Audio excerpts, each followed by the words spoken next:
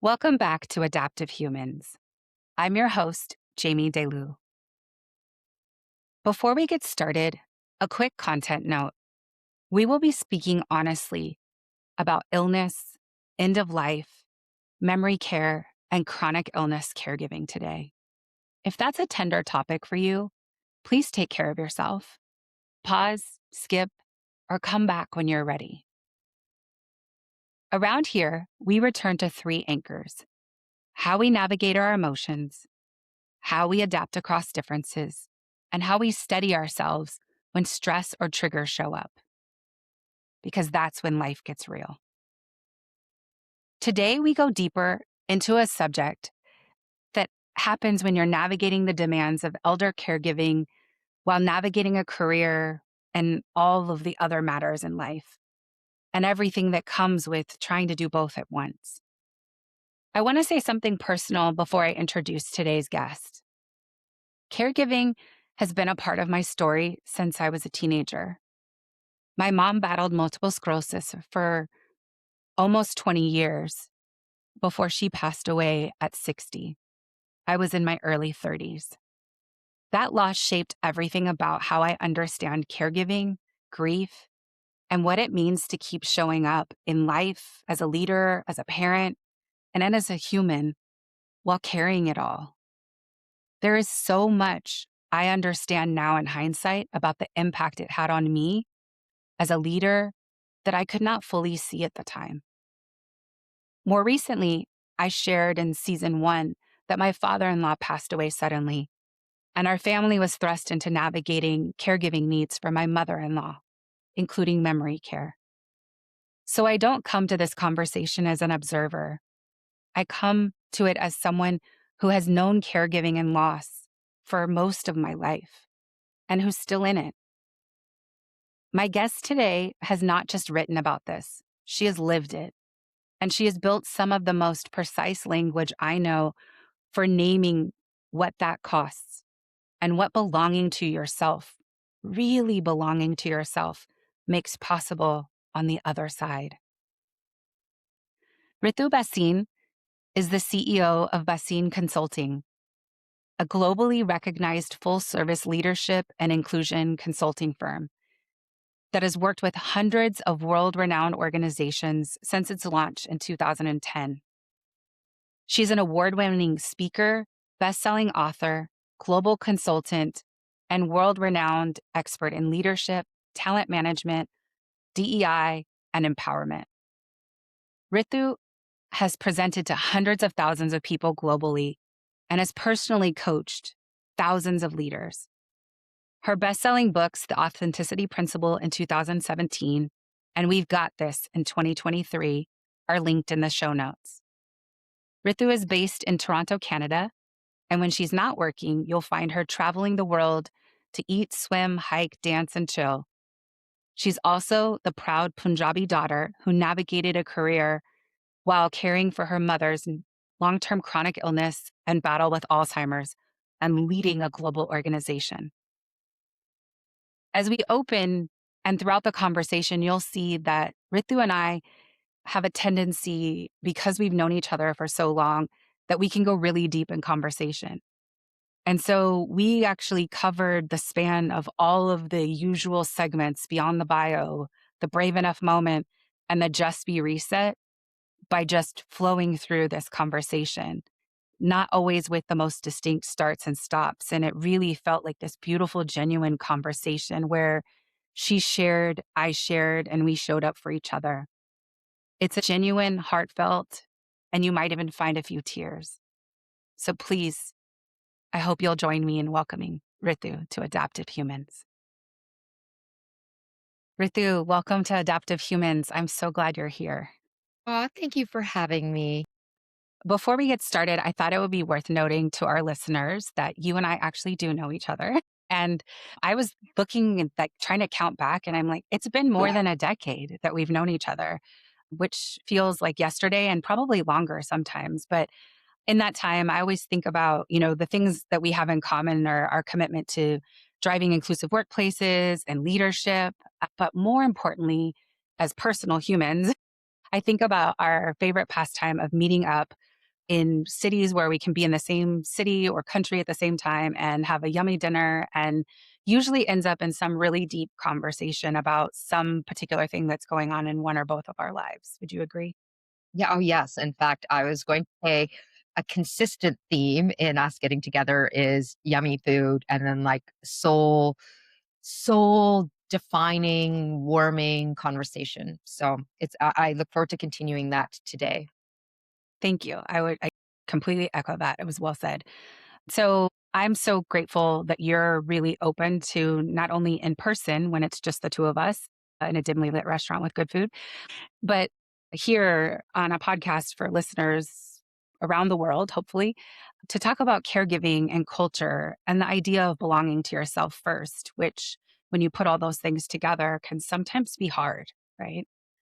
So I'd love for us to get into it. We start with Beyond the Bio. Beyond the Bio is where we meet the human behind the title, where authenticity really has space to show up. So, for our listeners to learn more about you, what is your early life and career, the work that shaped you, the books? You focused on authenticity and belonging, but what really shaped how you came to this work? Yeah, it's a great place to start because I think, whenever I meet someone new, I'm like, no, no, tell me your story. Like, start right from the beginning. And when I say right from the beginning, I mean, like, where were your parents born? Where were they from? And tell me about your lineage, which is also very culturally appropriate given that I come from South Asian culture. And so my parents were born in India uh, m- now many, many, many years ago, and they were immigrants to Canada. And so I was born in Canada. I am Canadian. That's where I live, and I'm joining you from today. And they immigrated to Canada now. Well over 55 years ago, and started their lives here. It's a defining part of my story that both that they come from India, which I view as being my ancestral lineage, my background, my cultural heritage, but that they chose to start their lives as newlyweds in Canada, which is also my culture and my background and the spirit of my identity. I had a really challenging childhood in many ways because of having my foot in a few cultural doors. And in particular, I watch my parents struggle, as a lot of immigrants do when they come to new places where they don't look like or sound like the people around them. And in particular, in coming from India, we're North Indian, so we're Punjabi by culture, but my faith is called Sikhism. I am a Sikh. It's Sikh is spelled Sikh. It's pronounced Sikh, not Sikh, as we learn to decolonize language and pronounce things properly. It's actually Sikh, not Sikh. So you can take that away after today. My father, as part of our faith, wears a turban, has a beard, the full deal. And in fact, if you follow me on Instagram, you'll know my father's videos go viral. Mine do not to everyone, but his do. And so he's such a character. Like we just visibly stood out in then Canada, let alone now. And so I watched my parents struggle in all the ways, but I also struggled. And I struggled in a few ways. I struggled because I was being raised in a household where my parents were very committed to teaching us about Indian culture, but they also wanted us to embrace a Canadian culture, Canadiana. The levers on be more Canadian or be more Indian were never clear. And so I struggled a lot with my identity. But on top of that, I experienced relentless bullying from about the age of 11. And the bullying was intersectional in that it was racist, first and foremost, but it also intersected with the fact that I was a really sassy, smart, feisty young girl. And there was no room for that back in the 80s and 90s.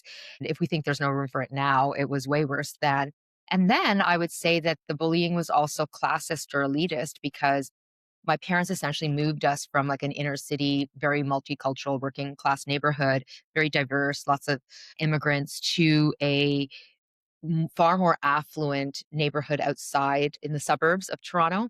It was a massive financial stretch for them to do that. It was a very homogeneous neighborhood, really WASP. And I stuck out both visibly, but also we were climbing the financial ladder. And so I just didn't have class privilege like the kids around me. And they reminded me of that at every turn. So from a young age, I really struggled to belong. And in fact, I learned from a young age that I shouldn't be different. I should try to push down my differences and be like everyone else. I brought that spirit with me into my adulthood when I chose to join one of the most high conforming professions out there by choosing to become a lawyer, which I did because I wanted to fight for social justice. But really, I ended up working in the towers and the corporate towers for many, many years. I still, my client base is in the towers, continues to be the case. And I found that the messages around conformity were never as pronounced as the bullying, like, it was never as direct as the bullying, but the struggle to feel like I belonged and see myself represented and to actually just exhale and be who I am, I really struggled with that in working in the corporate world, and ultimately, I spent 10 years in the legal profession working in law firm culture, but 15 years ago, I now over 15 years ago, I left, my career identity as an employee and I started my own business. I became an entrepreneur when I launched my leadership and inclusion and belonging consulting firm. And, in making that decision, and then I'll wind down because I feel like I've already said so much. I did it for several reasons, but now I deeply understand that one of the reasons I did this spiritually was so that I could find myself and I could finally stand in my power and deeply understanding how to be more of who I am at my core. And let me just say that it continues to be a journey. I feel like I am so much more grounded and rooted than I was 15 years ago. But even in this moment of dramatic change in the world and therefore in my life around how I work and live, I'm continuing to peel layers of the onion back around who I am and how I want to live. And it's a constant check in for me around Yeah. belonging. Yeah. And so I would say my childhood, all of my roots, my ancestors, all of this has a profound impact on who I am today. Yeah. Thank you for sharing all of that. I think a lot of times people underestimate how much their origin story really plays into who they are, how they show up, the kind of work they do, what they advocate for, all those kinds of things, right? And I mean, I think about my own story and thinking about the ways in wanting to solve for being able to belong, despite the fact that I walk with certain privileges as a white woman doing this work that we share in common, but also just in my own journey. And so a lot of things, sometimes things are seen visibly that we know. Someone might feel a gap, or, for me, I was born to a single mom in the 70s and how ostracizing that was, and even how we were cast off from my mom's family initially and then brought back into the fold. And so that legitimacy and different things about that dynamic, there's a really fundamental things in your origin story and that can happen throughout your life Yeah. that feed into how we navigate the world and culture and all those different layers of and walking between the place. I think about that idea of your parents wanting so much more for you and your siblings to have a better life to and moving to the suburbs and probably thinking better schools, right? Where there's always those better words. But there's trade-offs and sacrifices that in the time of doing that, you can't always know as parents, right? You just are doing the absolute best you can, and as kids, we sort of grow up through these different dynamics that happen in our stories. And I think making space to be able to talk about that is important because I think what you've just shared is where you are today is understanding that the books you've written and the work you've done has turned inward for your own growth and healing and purpose beyond all the amazing things you do for other people. And I think, I don't know that everyone gets to do that through their work. That's an amazing part of the journey, right? Yeah, I think that's it's such an interesting insight. I'm sure when I am in my 70s or 80s, God willing, that I will be able to make better sense of it and greater sense of it, that like why did I choose certain decisions or how those decisions have led me to be where I am. But I would say that one thing does strike me, that there are the decisions that we make cognitively, like through our rational mind, through our conscious awareness. And I'm increasingly seeing that there are decisions that our inner knowing, I call it core wisdom from my book, We've Got This, which is about belonging, but that our inner knowing Mhm. holds. And that, in fact, before our analytical mind has even caught up with it or our conscious awareness has clocked it, it's like our inner knowing, our spiritual knowing, our soulful knowing, our embodied knowing already knows that this is what we should do, or this is why we're doing what we're doing.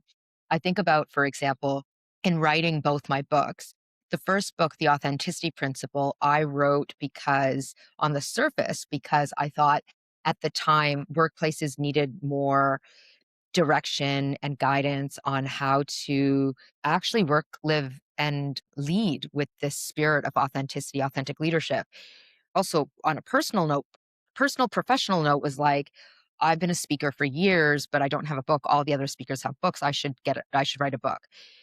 It was like within a few years where I'm like, oh my God, I didn't write the book for the world. I wrote the book for my soul. And because I've written this book, I'm actually learning to live more authentically. And of course, wouldn't you know it, this exact same thing happened with my second book, We've Got This, which is again is about belonging. I was like, I'm going to talk about how do we create and claim greater belonging for ourselves and for others, especially knowing how hard life can be and why it's so important to develop inner wisdom and all that. But as I was writing, I'm like, this is actually healing me. And I'm feeling greater belonging than ever before. But in particular, I'm feeling greater belonging to myself. Like I now I now see at the age of 50, which is bananas to begin with, that because I used to think 50 was so old and now I'm 50 and I'm like, oh my God, actually, it's not We're at all. so young. I know we're so young. And simultaneously, I'm like, holy shit, that's so old. And it's still so young all at the same time. But that to belong to myself is the most important thing. Like that every day when I am mindfully bringing awareness to what I'm saying to myself in my head to myself, I'm hearing the self-flogging and the constant pressure I put on myself to do more and achieve more and carry more, and it's just never enough, or the berating that I do towards myself in my head. And I'm hearing that, and I'm like, that behavior is not rooted in belonging to myself. And Mm-mm. where is that voice coming from, and how does it hurt me? And what can I do about it? So I am starting to understand more and more that nothing is as it seems on the surface. There's all kinds of inner wisdom, ancestral, spiritual, cosmic, mystic underpinnings to why Yeah. we do what we do. Yeah. And I think that Shonda Rhimes in her Year of Yes, my favorite chapter she has is talks about the FOD, the first only different concept, when you're Yes, the first to have to and I think there's a lot of what you were just describing, like that over functioning, the striving, the like gets amplified when you're the first because there was no like yellow brick road paved for you in front of you. Like you were literally laying the, the bricks as you were walking to find your way down this road, which makes it a little bit more complicated and hard. And I think coming to that place to belong to yourself instead of striving for how you belong somewhere else and seeking it outward, I feel like it almost like I feel like Gen Z is starting to figure out how to do that younger, but that was not generationally something that was very accessible for us as Gen Xers, right? We like, agree. if you were going to make it, you had to just keep striving. And we were, and everyone, like all the things that people say about boomers, I like, I laugh sometimes because I'm like, everyone goes from boomers to millennials and just skips us as Gen Xers, which we could do a whole other podcast episode on probably. But it is that notion of striving and pushing towards something, and there's nothing wrong with wanting career or success or love or life, whatever you're pursuing.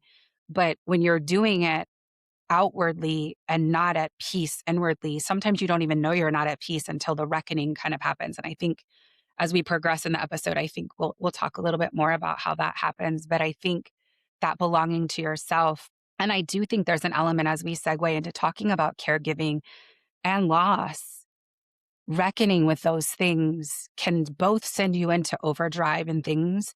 But then there's also a reckoning at some point where you kind of face it and ideally come to terms with it in a different way that you start to nurture yourself inwardly, hopefully more afterwards, if you're Yeah, not doing it in the midst of it, because in the midst of it, it can feel hard. But I do think yeah, that sense of like, why am I still, I'm still here. How do I make purpose out of that? Right. When you think yeah, about the role of caregiving.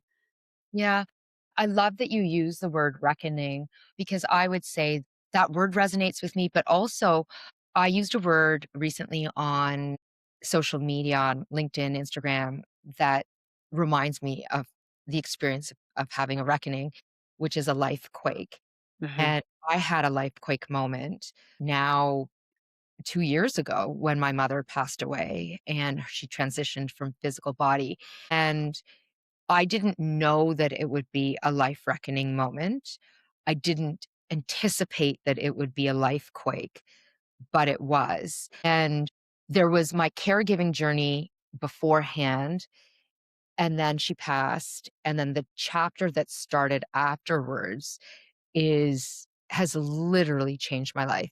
And I I I thought that my mom would pass and that I would be sad and upset and that I would carry my grief into my life, knowing that my life would change, but I would carry on with my life being my life in same pattern, structures, schedule, that type of thing.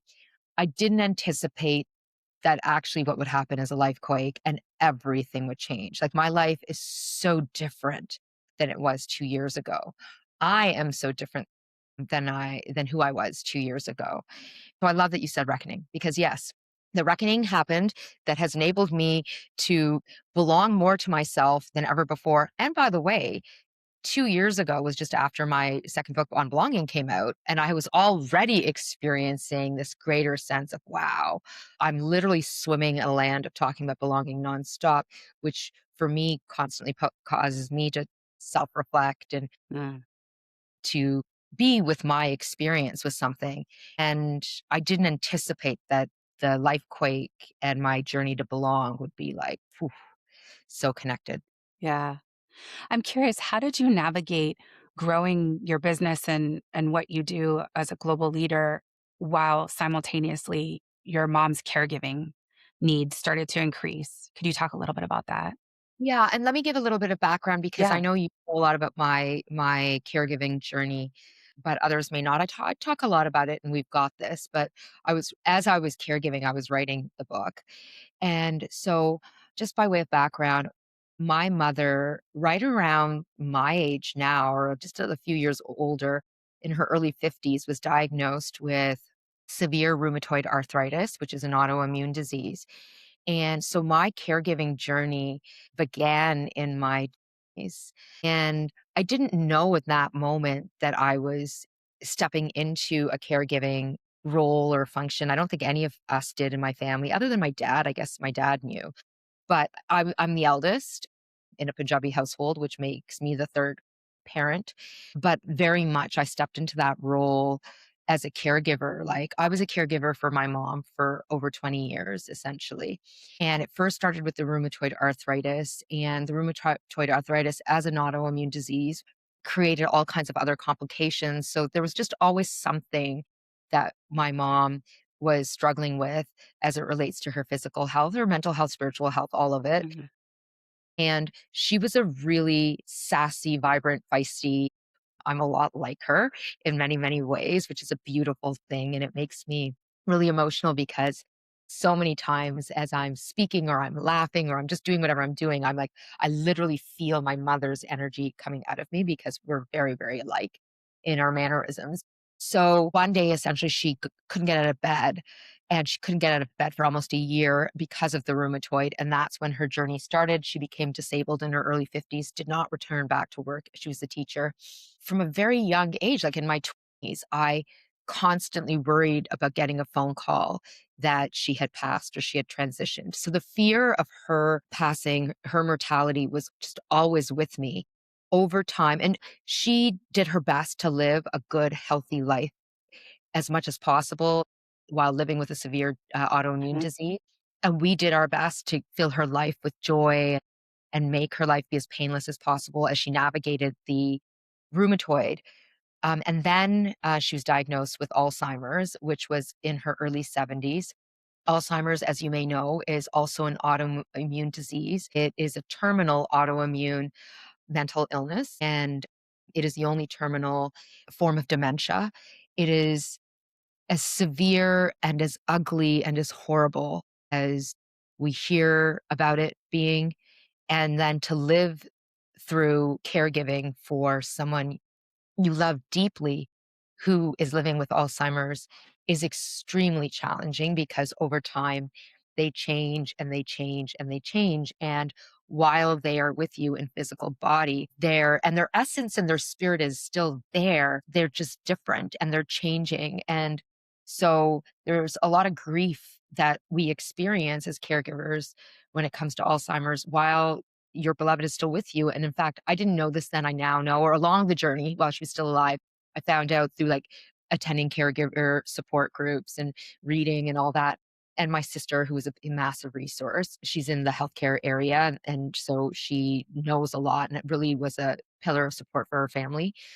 It's called ambiguous loss, where your beloved is still with you, but they're different. And so you're grieving who they were while they're still with you.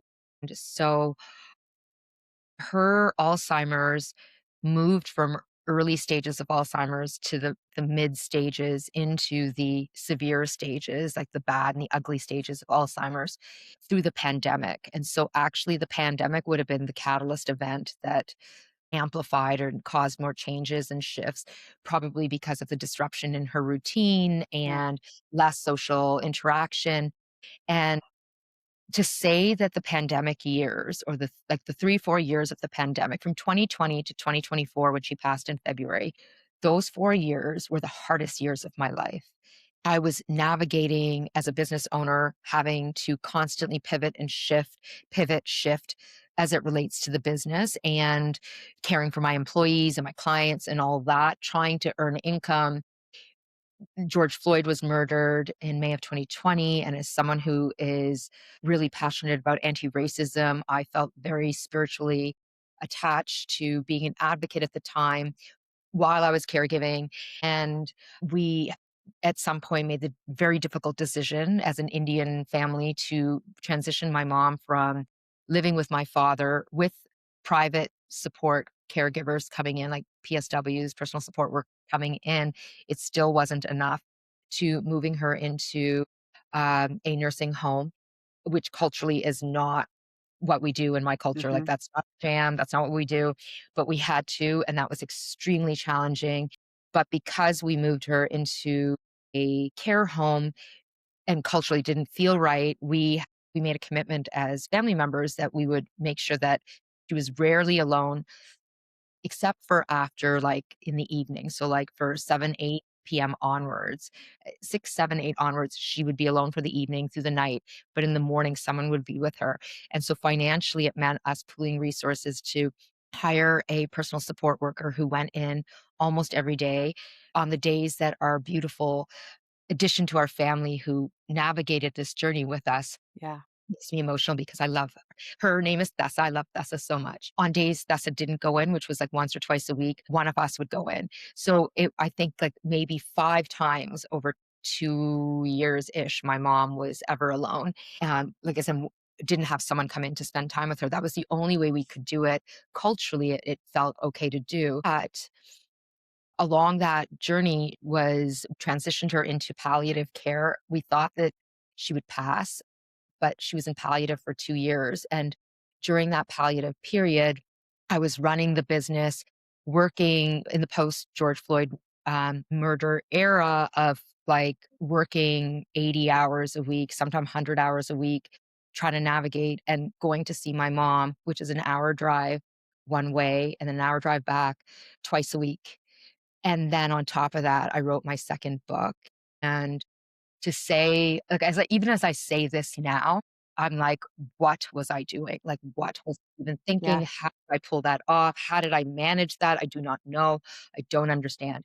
That said, with the benefit of hindsight, and actually, even as I say this to you, as I'm sharing this, I'm like, "No effing wonder I had a life quake moment and a reckoning moment." Like, when my mom passed in February of 2024 on Valentine's Day, a day of love commercially, but now a very important day in our lives. I I literally couldn't get out of bed for weeks.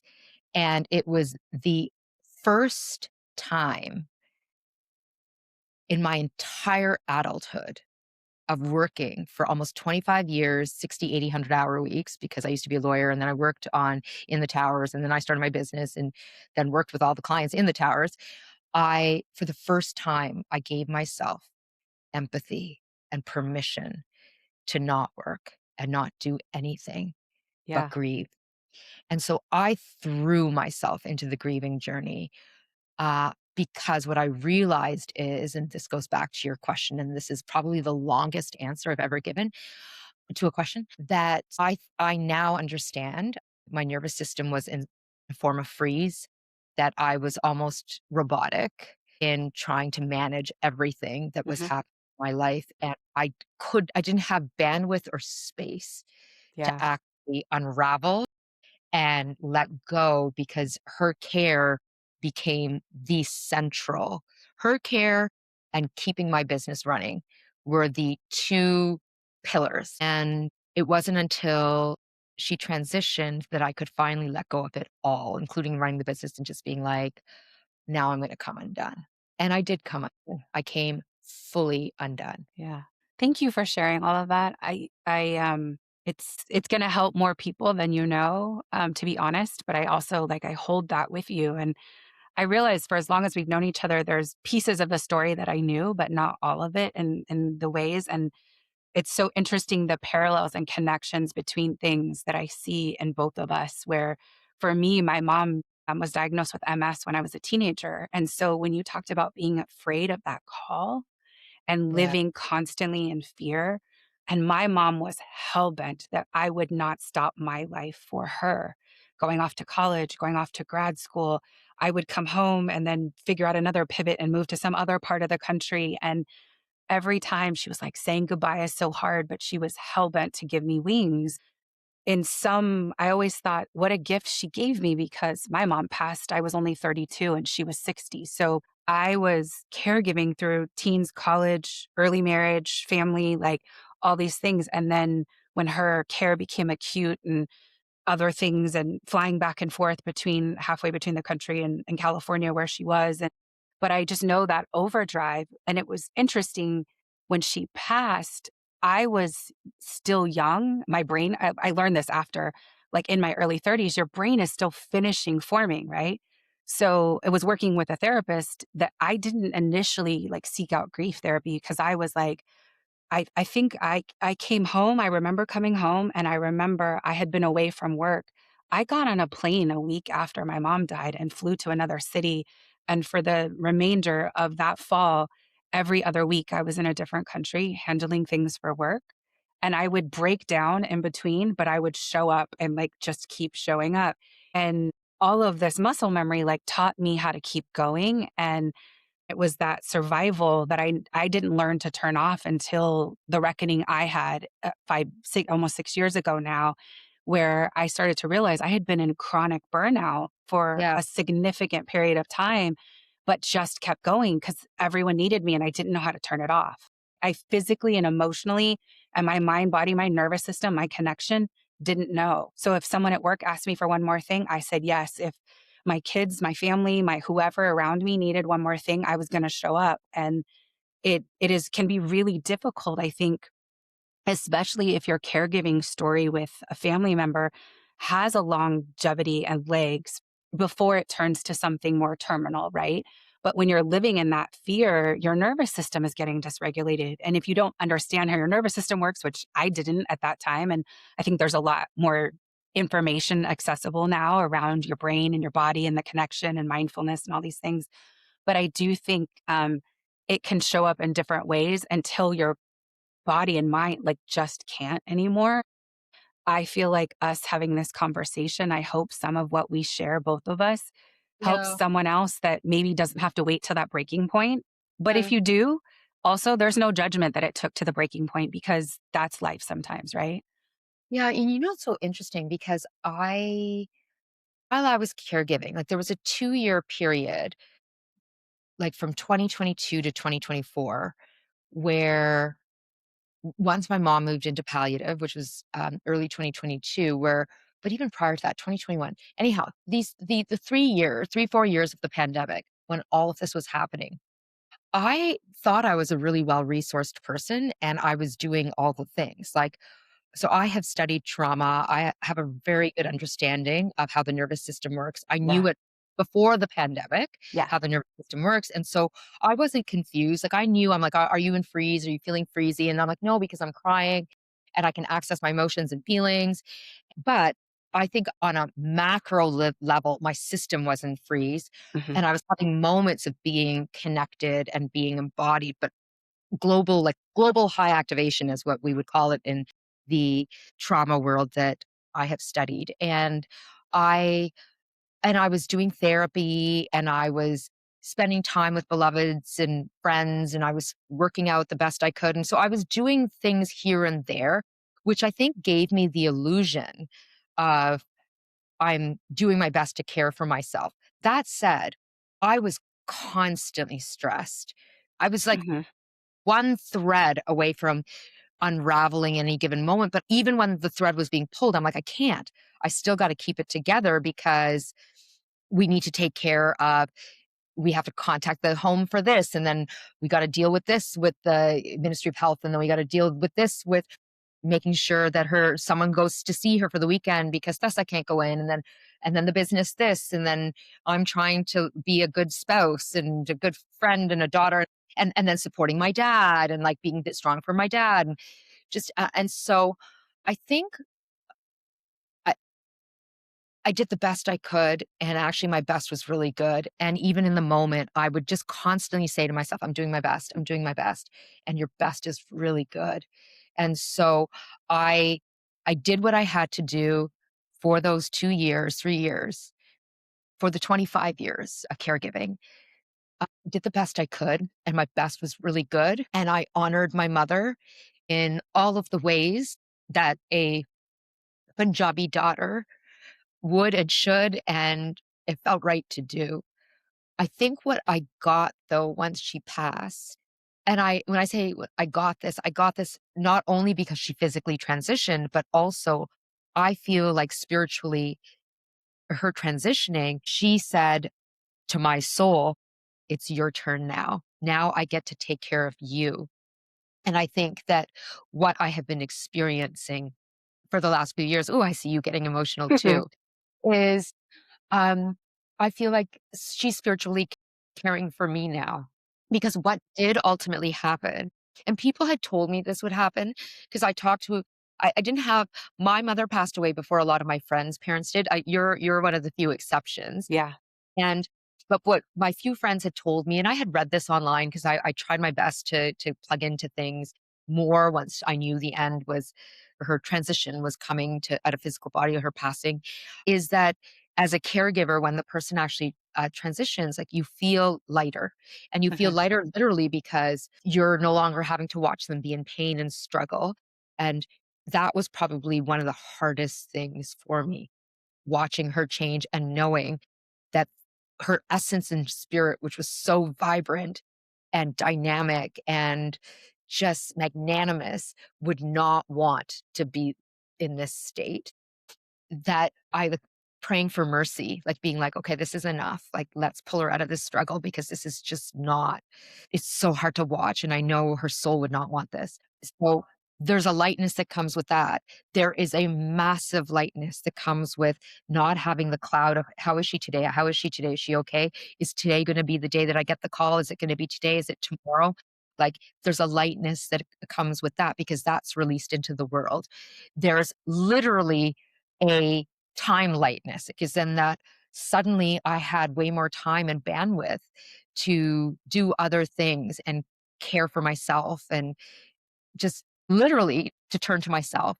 And then there was also a lightness that for me that came with starting to realize that I'm still in a relationship with my mom, Mhm. that while she is not here in physical body, which by the way, some of the language I've used today, some of you may have clocked it, like it's deliberate because both from my faith, Sikhism, and my own personal belief in spirituality that the physical body is so important because it's the home that carries our soul and our essence in this lifetime, but it is a physical body. Like there Mhm. were more than just a physical body in my view, Mhm. that I didn't realize that she would transition in physical body, but I'd still be in a relationship with her and I would Yeah. still be able to connect with her.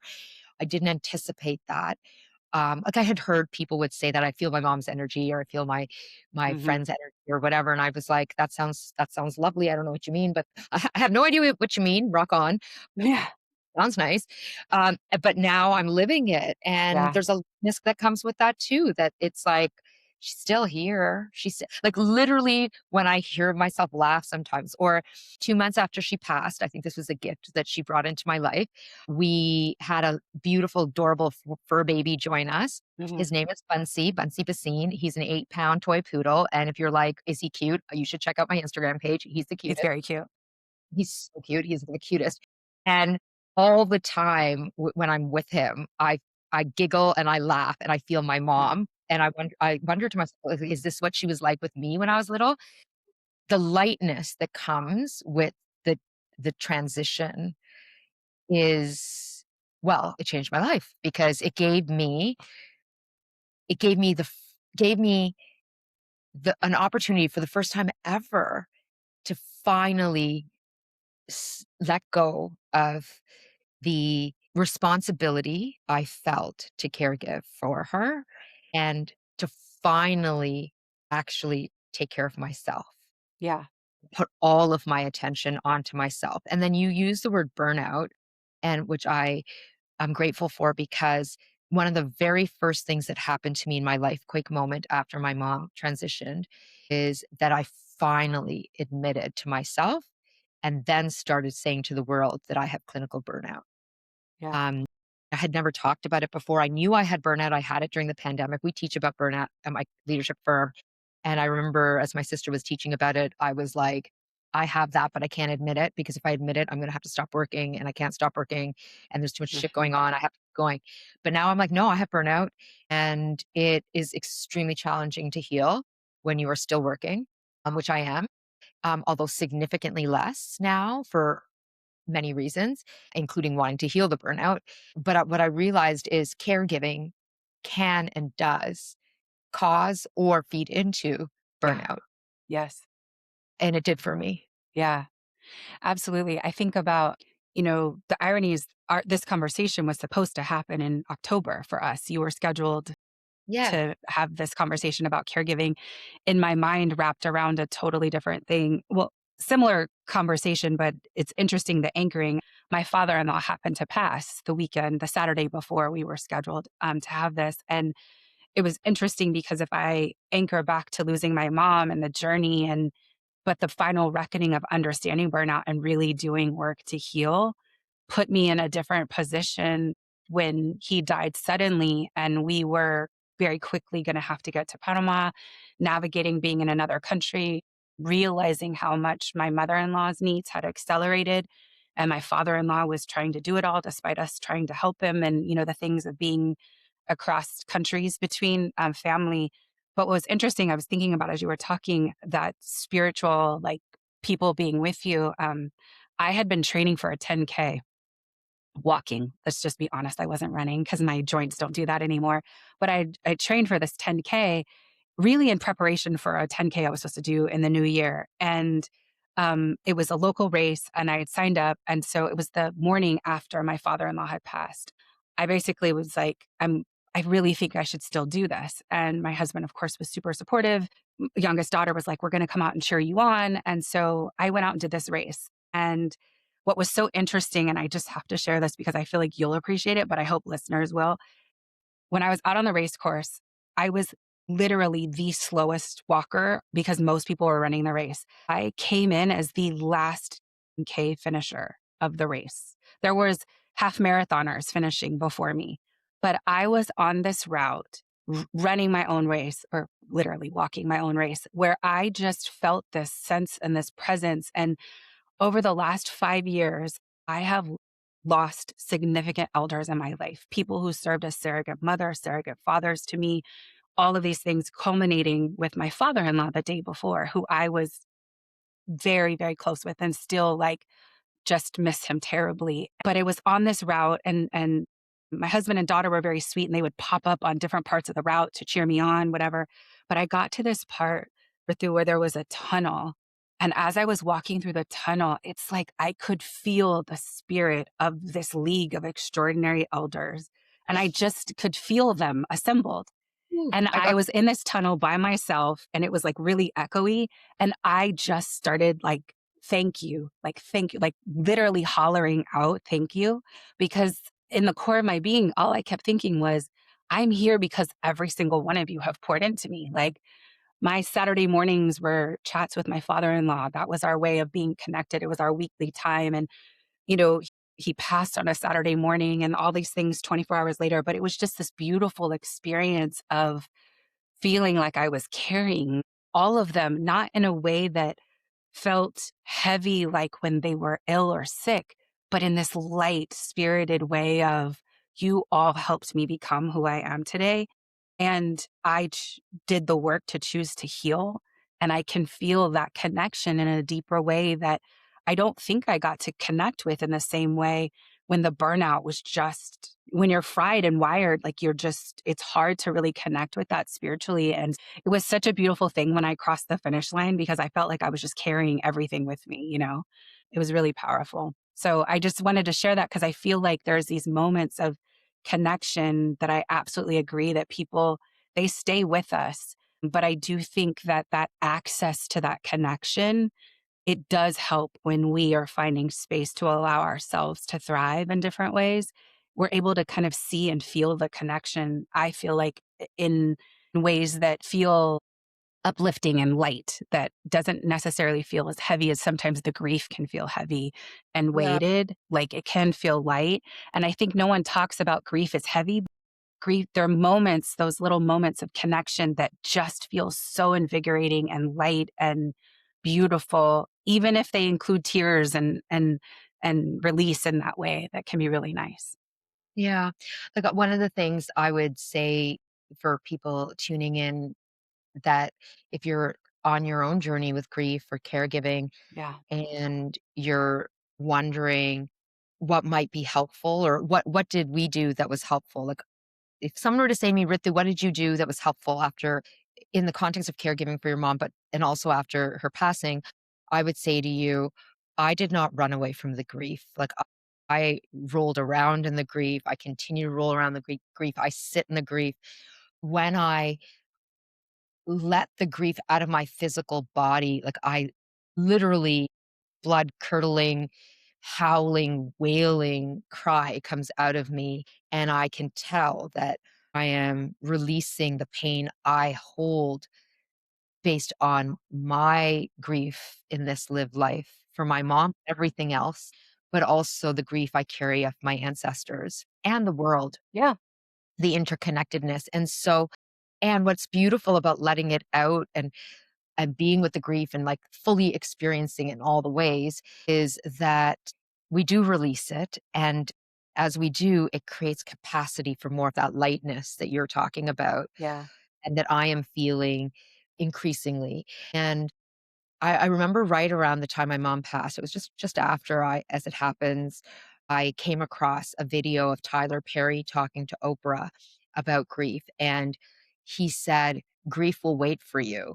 And Hmm. I thought it was such a powerful insight because it is true in my opinion, that grief will wait for you. Like, we can try to work it away, we can try to drink it away, we can try to dance it away, we can try to shop it away, watch TV it away or whatever. Like, basically distract ourselves from it, but it will wait. And I was like, I'm not gonna have it wait and then hit me 20 years from now. I'm gonna be with it now, and I'm so glad that I did because Yeah.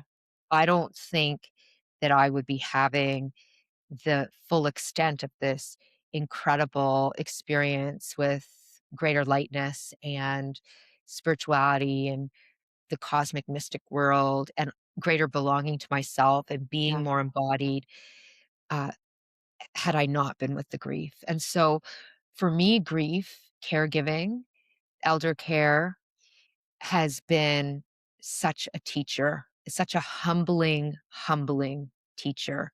And while it is by far one of the most painful things I've ever experienced, those those few years I talked about in the pandemic were by far the hardest years of my life, and they sucked.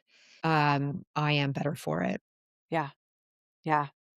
I think you're so right that the reckoning, it's gonna to deal with it and to allow the grief to have space. And I think the thing that I always tell people is yes, different significant days and anniversaries can hit you hard, but the random Tuesday grief, whew, sometimes the random Tuesday grief is harder. And Gosh. I think the other thing is for, I would say, for whether you're experiencing grief yourself or you have someone close to you that you love that has is in the throes of it, being okay with them keeping the person's spirit name alive, like talking about it. Like I have always told stories and continue to. My mom's been gone 17 and a half years, right? And I still tell stories and her spirit stays alive and her, her jewelry that I wear or like the things that make me feel connected to her. A lot of times people want to steer away because they don't want to ask because they don't want to make you sad. And it's like part of loving someone, I is agree. loving what they're carrying with them, and that means allowing that person's spirit to still be present and be spoken, and their name be said, and their life continue to have meaning. And so, because like you, I feel like, and I think it's part of why I threw myself into my work so much because of my mom's own story and her not being able to access certain things at her career. I felt so privileged to have the opportunity to do what I felt called to do and being able to really center access and equity and making sure that everyone did have access in different ways. I felt like a way to honor her in my Yeah. spirit and soul. And so, and it has been, but at the same time, that reckoning of like caring for myself, carrying her spirit, all of those things, like I feel like I'm really grateful because I've had, really good friends along the way, my family, but and even at work and community. I mean, you and I have spoken a lot about our mothers and parents, and like Yeah. it's an important part of allowing them to still be here. And I think sometimes people who haven't experienced grief, it is a club that you didn't ask to join, but when you do, like your membership and the experience is becomes like center stage for you. So if you haven't experienced it yet, part of like coming alongside someone, I would just say is make space to allow that person to still be present and don't fear tears. Like it's okay. It's just an emotional release for your body, you know? Couldn't agree more. Yeah. Awesome. Thank you again for everything that you have shared. And I I'm really excited for listeners to come on this journey of this conversation between us. It just is, I hold it very special in my heart. And what I'd love to do before we go is I have a segment called Before We Go. It's a quick rapid fire. And just the first thing that comes to mind, you fill in the blank at the end of the statement. Does that work? Okay. Awesome. Yeah, I love these. I love watching them, and now I Yeah, get to do I know. Yay. Okay. All right. Something that brings you joy on a hard day is. 2 things. 1, playing with my little fur baby who just absolutely adore. And the second thing, when I'm really stressed at the end of the a workday, for example, and I want to turn my energy, I jump for 15 minutes on my indoor trampoline, and play, really fun, loud song and just jump my energies, stresses away. I love it. One thing every caregiver supporting someone with memory care should know.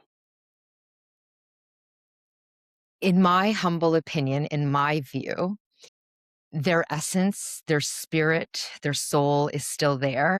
And even though it may seem like they don't remember, they don't know who you are, they don't know that they know. and they fully know, and they are feeling everything. Thank you for sharing that. The Punjabi tradition or ritual that brought the most dignity to you and to your loved one, to Mama Basin, that you tell other family members to protect, or other families to protect, I should say. 2 things come to mind. One, I spent a lot of quality time with my mom, not just when she was unwell, but just over time in our lives, physical lives together. And I'm so grateful for that because I don't actually have a lot of regrets. Like, I don't have regrets that I didn't take her to this. And if anything, I wish I had done more. But I spent a lot of quality time with her, which is very Punjabi to do. And then the second thing, especially as the Alzheimer's continued to change my mom's memory, we listened a lot to music together, Punjabi Mm, music in particular, because she was a huge music fan and so am I. And we bonded over sound. And it was really, really healing and really beautiful. that's beautiful. Thank you for sharing those. Finish this sentence. You belong to yourself when you. When I honor my truth, That and is that's no. Go ahead. Sorry. that is not easy to do. Yeah.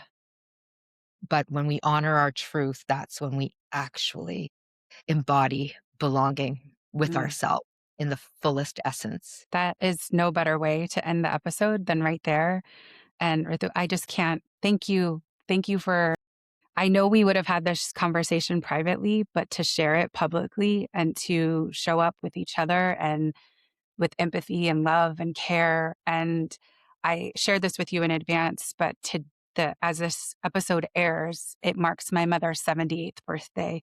And my mother was a wonderful, powerful, dynamic, funny, most wonderful laugh kind of woman, had lots of life despite all the obstacles she faced. And I've had a dear friend always said to me, um, on all the days of the year, you can grieve your mother however you want, but on her birthday, she must be celebrated. And I think the greatest gift my mother ever gave me was to choose my friends wisely and to cherish those who are true. And so I just think this conversation in this moment that we got to have and share on this episode is like the greatest way that I could honor that gift that she gave me and for us to have that for each other. And so I believe that her and Mama Basin are in spirit meeting each other to listen to this episode together, and that's a gift. So thank you for being a friend, for being a mentor, for being somebody I can call on in so many times, and thank you for being a guest on Adaptive Humans. God bless. Thank you for trusting me to hold this conversation with you, for honoring me with this great blessing and privilege to mark your mom's birthday in such a special way. I hope she's dancing with the stars, which is what I say about my mama. Let both our mothers dance with each other with the Mm-hmm. stars. Why wouldn't Free, they? free of any ailment that they ever felt, right? This ultimate liberation. Yes. And then I wish that the peace that they are feeling that you and I get to embody as Mm, well as daughters who did our best to honor them then and now. And so yes. thank you for doing all of the incredible work that you're doing and creating a platform so that people can share in this meaningful way. So I'm so grateful, blessed. Thank you. Thank you so much. I'm so grateful that you could be with us today. What I hope you heard today is what happens when someone has built real language around things most of us can only feel. Caregiving is complex. It can be long. Sometimes the duration is short. It can be unexpected. It can be so many different things. And that journey, like you heard from Ritu and I, can, where it starts and what actually ends up happening for someone in that journey can be very different. For those who are dealing with memory care and dementia with a loved one or Alzheimer's, it is brutal and hard, and it is a way of grieving someone while they're still here. But I was so grateful for the way Ritu talked about different things that you can do to see the essence of the person while they're still here. That really resonated to me with some things that we're going through right now as a family. And so I just want to remind everyone that is navigating the journey of caregiving is not a personal failing if you feel like you can't show up fully in every aspect of your life. And grief is not a detour. That's something I really feel like we hit on in this episode. And leading or showing up in a workplace as a colleague while carrying both of these things is not a reason to just perform your way through. And I say that as somebody who performed my way through for a very long time. In hindsight, that I have, I can tell you I didn't always show up like the best version of myself as a leader and as a colleague in the way I wanted to because I was so fried and wired and challenged by what my nervous system was navigating. So if you're in the middle of that and you're still caregiving and you're still grieving or you're somewhere in between in this journey, I just really want you to hear this. All we can do is make a decision and do the next best thing and keep going. That's how we move through it. You just do the next best thing and you keep going. The links for both of Ritu's books and her amazing work as a speaker and consultant will be linked in the show notes. So please go find her work, share this episode if it moved you, if you find someone that you think it might be meaningful to. Adaptability starts with presence. Take a deep breath, reset, and keep practicing connection with yourself first and with people who help you take good care. Until next time, remember, I am brave, I am enough, I am brave enough, and so are you. This is Adaptive Humans. Real talk, intentional growth.